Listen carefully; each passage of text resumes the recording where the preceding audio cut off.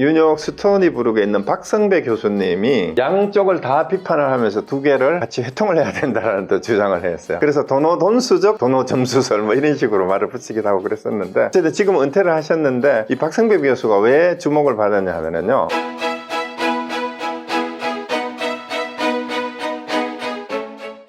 도를 배우면서 앞뒤를 알지 못하고 이 선우를 모른다는 거죠.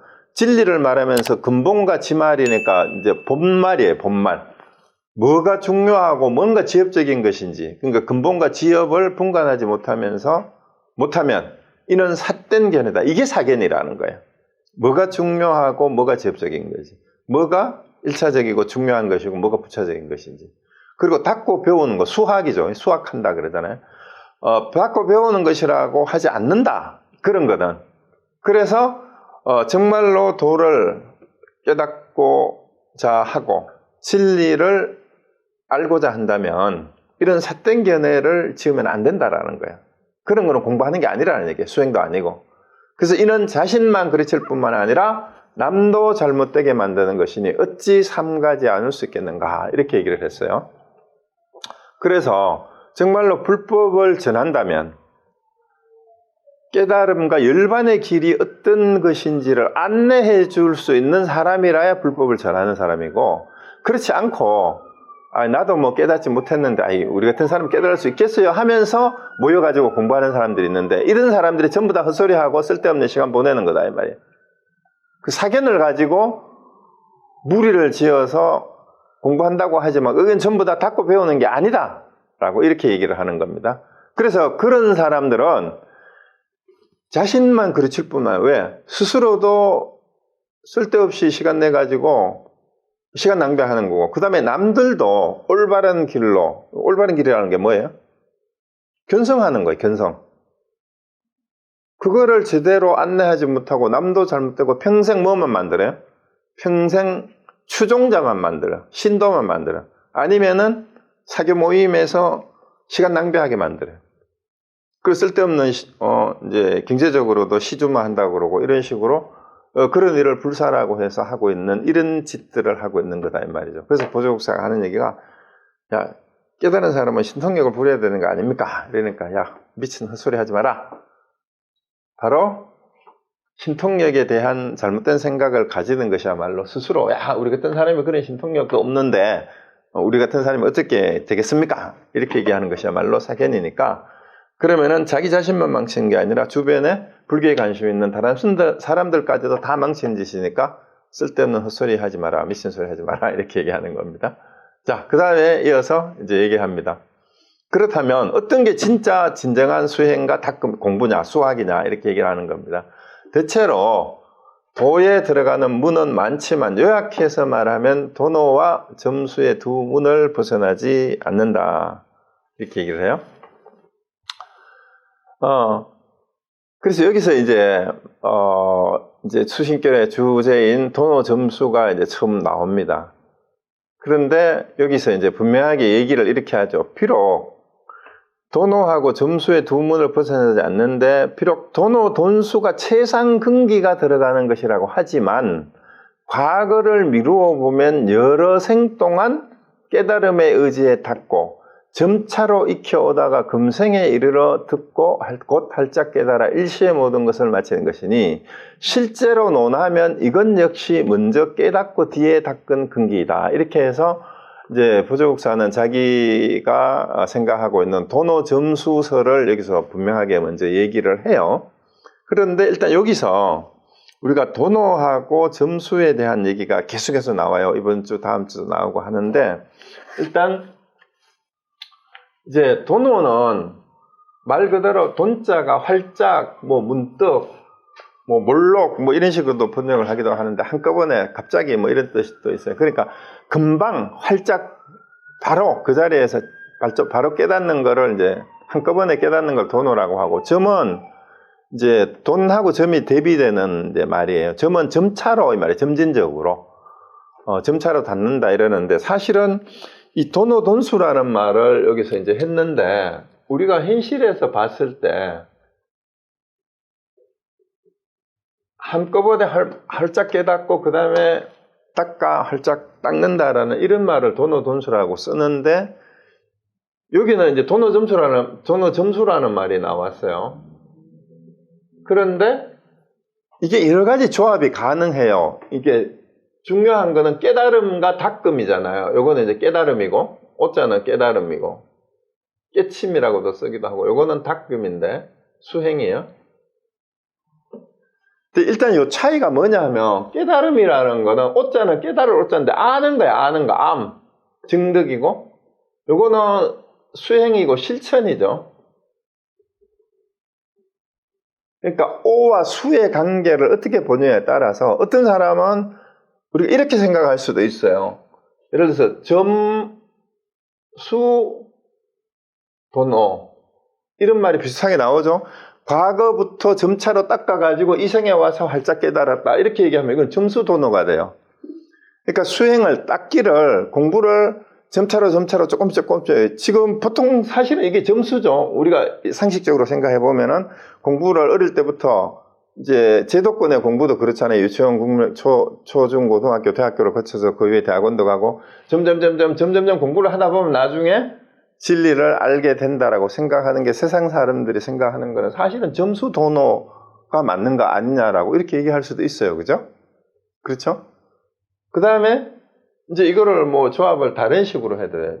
그 다음에 뭐 돈수 점호 이런 것도 있을 수가 있는지 모르겠는데 대략 이렇게 이제 어느 게 먼저냐 이 말이에요. 수행을 한 다음에 깨닫느냐, 깨닫고 나서 수행을 더 해야 되느냐, 아니면 깨달았기 때문에 더 이상 공부하고 수행하고 닦을 것도 없지 않느냐. 그거 이제 돈수 쪽으로 이제 가는 거죠.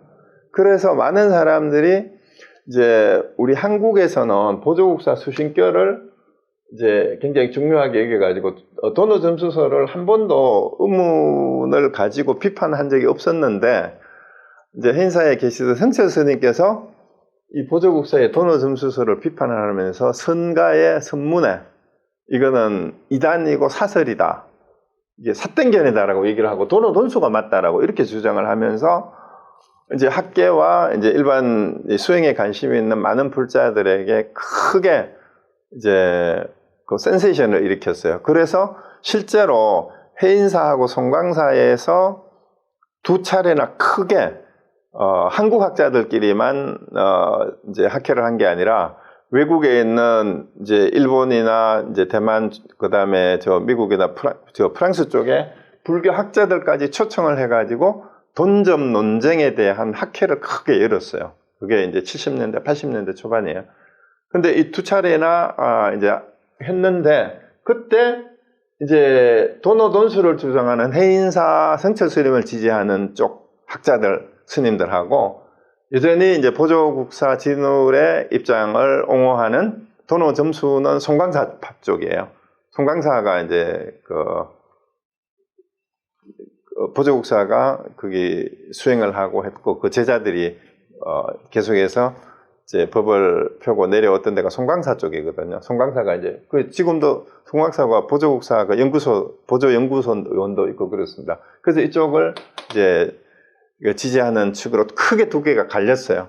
그리고 그 논쟁에서 또 흥미를 끌었던 발표자 중에 한 분이 윤역 스토니부르크에 있는 박성배 교수님이 이 양쪽을 다 비판을 하면서 두 개를 같이 회통을 해야 된다는 또 주장을 했어요.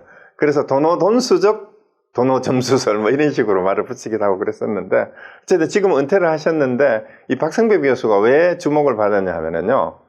이분은 원래 서울대 의대를 다니시다가 의사가 됐었어요. 그러고 의사를 그만두고 출가를 했어요. 출가를 누구한테 했느냐? 해인사의 성철 스님한테 했어요. 그러고 나서 해인사의 성철 스님 밑에서 공부를 하다가 동국대학교 불교학과에 또 진학을 해가지고 이제 승려 생활을 때려치우고 미국으로 유학을 오셔가지고 미국의 신학대학에서 기독교 신학을 공부를 하고 그 다음에 UC 버클리에서 박사학위를 받은 다음에 윤역 스토니부르크의 한국어과 교수가 되신 분이에요. 그러니까 이력이 아주 좀 특이하죠, 그죠? 스님도 했는데 스님 출가했을 때 성철 스님 문 중에 제자로 있었어요. 그런데 학회에 와가지고는 성철 스님은 엄청 비판을 또 한 거예요. 그래서 이제 박성규 교수가 엄청 그때 이제 관심을 갖겠는데, 저는 그때 학회는 참석하지를 못했어요. 왜냐하면 제가 나이가 어려서 그때 불교를 몰랐을 때였어요. 나중에 그 학회 자료집이 책으로 나온 게 있는데, 제가 석사과정 다닐 때 해인사에서 나오는 그 불교 논문집이 나와요. 지금도 나오는지 모르겠는데, 그 백년 불교 논총이라고 해가지고 이제 불교 논문집이 나오는데, 그때 대학생이나 학자들을 대상으로 이제 원고 투고도 받고, 그때 마침 논문 공모를 한다 그래가지고 제가 돈전 논쟁을 주제로 하는 프로포저를 백년 불교 논집에 그 해인사 그 편집위원회에서 공모하는 대로 보냈더니, 프로포절이 제가 당선돼가지고 논문을 하나 썼어. 그게 백년 불교 논집 8집에 돈전 논쟁에 관한 제 논문이 실려 있어요. 궁금하시면 도서관에서 한번 찾아보세요. 제가 있는데, 그런데 그때 그게 제가 대학원 박사과정 1학년 때인가 그때 썼던 논문이에요. 그런데 그때도 이제 이 돈전 논쟁에 관해서 그 이제 송광사하고 해인사에서 있었던 그 주장들을 나름대로 이제 쭉 그 검토를 하고, 양측의 주장의 문제점이 뭔지를 제 나름대로 이제 또 제시를 했었어요. 그래서 다음 주에 제가 그 내용하고 이제 돈전 논쟁에 대해서는 조금 더 디테일하게 말씀을 드리고, 오늘은 주제의 질문의 주 요점이 돈전 논쟁은 첫 포문을 열었지만 깨달으면 신통력이 있어야 되느냐, 신통력이라는 게 뭐냐, 여기에 오늘은 일단 주제에 초점을 맞추고, 돈전 논쟁에 대한 본격적인 내용은 다음번 강의에서 제가 조금 더 이제 말씀을 드릴게요. 일단 여기서 이런 식으로 여러 가지로 구분을 해서 볼 수 있는데, 이제 성철 스님이 돈오돈수를 얘기하니까 그냥 그때 당시 성철 스님이 대중적으로도 인기가 또 많고, 그 다음에 그 고려시대 때부터 한 1000년, 이제 1000년은 안 되지만 한 700~800년 동안 그 정설로 여기던 이제 보조국사의 돈오전수설을 비판을 하면서 성철 스님이 강하게 비판을 하니까, 사람들이 새로운 주장을 하거나 또 강하게 비판을 하면은 그쪽으로 또 추종자들이 막 생겨요. 그래가지고 돈오돈수가 맞다라고 또 주장하는 학자들, 뭐 불자들이 막 이렇게 떠드는 사람들이 그때 굉장히 많았어요. 80년대 말에.